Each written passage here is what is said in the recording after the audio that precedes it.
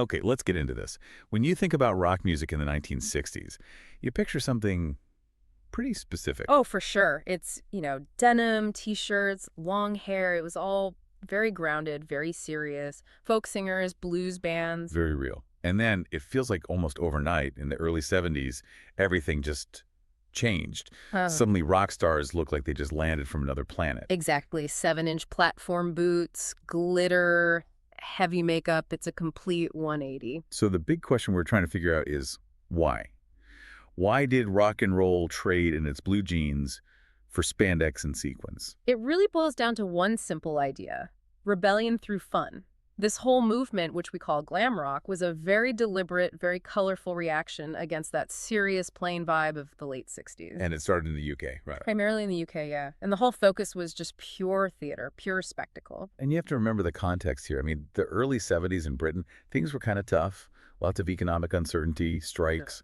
It wasn't a super optimistic time. No, not at all. Which is why glam rock offered this perfect escape. It was pure optimism. It was a fantasy you could just dive into. And for the first time, really, the way you looked on stage was maybe even more important than the music itself. I'd say just as important, for sure. They weren't just playing songs, they were putting on a show. Yeah. And that show was designed to challenge everything. Especially ideas about how a male rock star was supposed to look. Oh, absolutely. They were intentionally blurring all those gender lines. The style itself was this incredible mix of old Hollywood glamour and futuristic sci-fi ideas.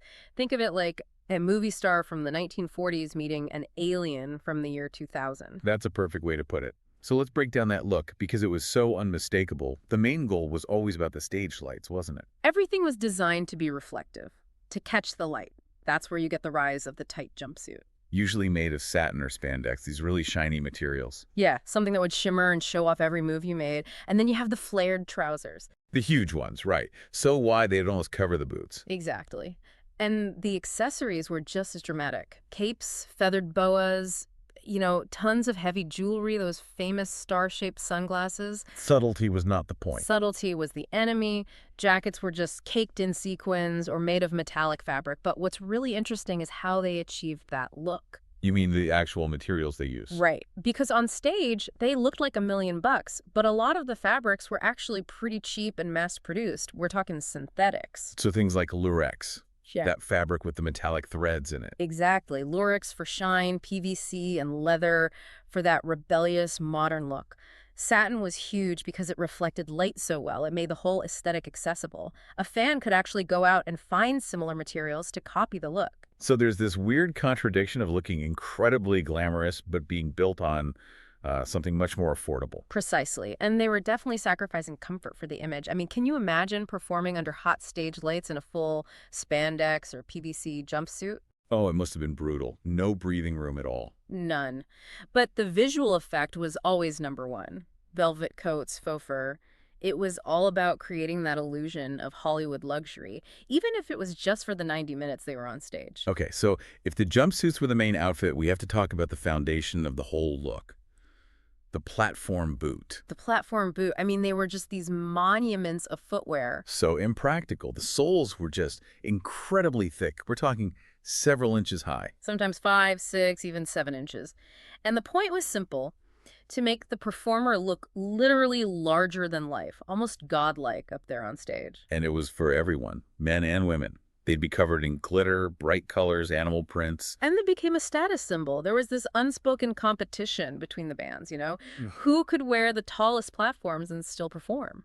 Which is incredible when you think about it, trying to dance and leap around on these huge, heavy blocks strapped to your feet.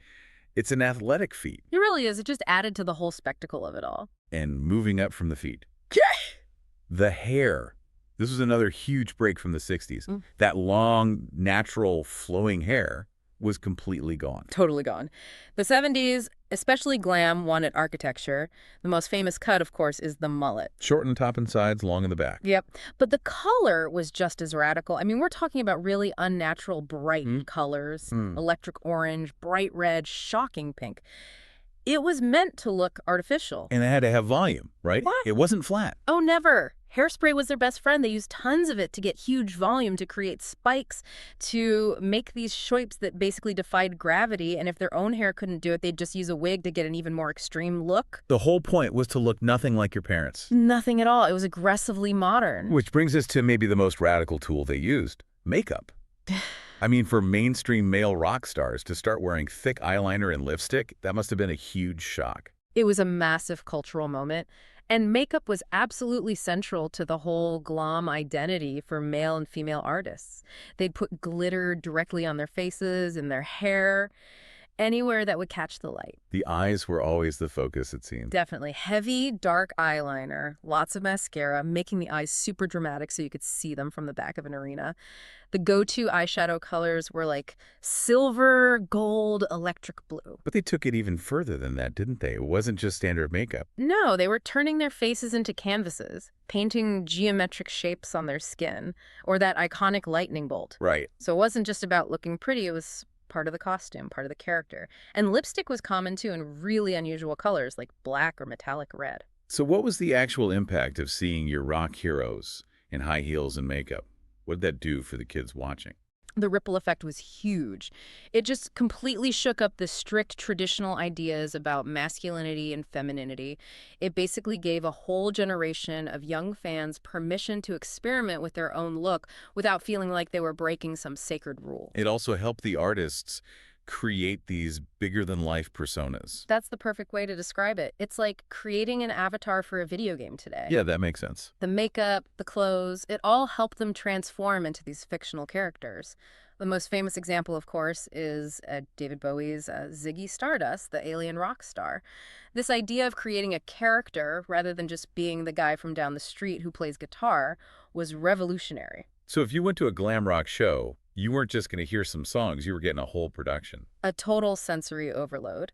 The stage sets themselves were elaborate. They looked like futuristic cities or the inside of a spaceship. It wasn't just a black curtain behind the band. And the performers themselves were so high energy. It wasn't about standing still and looking cool. No, it was all exaggerated gestures, big movements, keeping your eyes glued to them. And the lighting was a huge part of that. Strobe lights, colored filters, creating this kind of wild, psychedelic vibe. Plus pyrotechnics. You can't forget the explosions and smoke machines. Of course. Yeah. It all added to the drama, turning every song into this massive event. And they'd often change outfits multiple times in one show. It was a fashion show and a rock concert all rolled into one. So who are the key figures here? Who really started this whole glittering avalanche? Well, most people credit Mark Bolan from the band T-Rex with kicking it all off. The story goes he just put a bit of glitter on his face for a TV appearance. It's just that simple. That simple, but it was so different and so eye-catching that it just exploded. And then, of course, David Bowie took that idea and ran with it, creating one persona after another. Ziggy Stardust being the most famous one. But it was more than just solo artists. Oh, yeah. You had bands like Slade and Sweet, who were just as famous for their huge boots and wild outfits as they were for their rock anthems. And you have to mention Elton John. With the glasses. With the thousands of pairs of incredible glasses and his unbelievably elaborate stage costumes. He really embraced the theatricality of it all. And this style didn't just stay in London. It went global pretty fast. It did, and a lot of that was thanks to new media. First, color television. Suddenly you could see these outrageous, colorful costumes right in your own living room. And second, music magazines started printing these big, full-color posters. So even if you lived in a small town and couldn't see the show, you could still have Ziggy Stardust on your bedroom wall. Exactly. It made the fantasy accessible to everyone. And this movement was so tied to teen culture. It was a way for kids to find an identity that was completely separate from their parents' world. A form of escape. Total escape from school, from boring daily life. Fans would recreate the looks themselves before going out. And that made the teenager this incredibly powerful new consumer. They were buying the records, the posters, the magazines, and all the glitter. So what's the legacy? I mean, the peak of glam rock was pretty short, but its influence seemed to have lasted for decades. It's everywhere.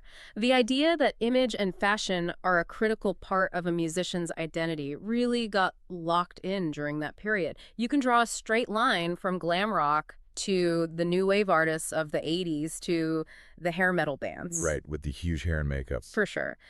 The basic concept that a pop star needs to create a memorable, theatrical persona is completely standard now.